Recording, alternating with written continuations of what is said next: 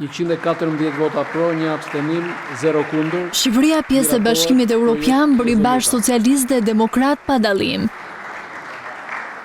Mazhoranca dhe opozita bashkuan votat si rrallëherë muajt e fundit, ndërsa miratuan në kuvend një rezolutë të dakordsuar që cilëson integrimin, objektiv strategjik kombëtar dhe parashikon forcimin e rolit kuvendit në monitorimin e negociatave, mbikëqyrjen e reformave dhe kontrollin ndaj ekzekutivit. Bujar Leskaj abstenoi, por nuk e prishi atmosferën e konsensusit. Miratohet projekt rezoluta. Kryeministri Edi Rama mungoi pasi ndodhet në Gjermani, ndërsa Sali Berisha ishte larguar mes debatit disa orësh ku akuzoi mazhorancën për bllokim të procesit me vendimarrje politike.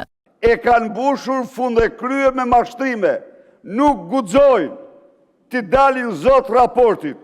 Me gjitha akuzat e forta të kryedemokratit, socialistët shfaqën frymën e dakordësisë duke i dhënë minuta shtesë nga koha e tyre. 1 minutë nga koha e grupit parlamentar të Partisë Socialiste. Armiqt të vërtet të integrimit jeni ju. Ministri i Jashtëm ndërkohë ktheu përgjigje politike duke përsëritur synimet e shpallura në rrugën e vendit drejt Bashkimit Evropian. Pavarësisht nga qasjet e ndryshme, të bëjmë gjithçka për të maksimalizuar mundësinë reale që Shqipëria ka sot për të mbyllur negociatat brenda vitit 2027 dhe për të bërë vend antar i BE-s në horizontin 2030.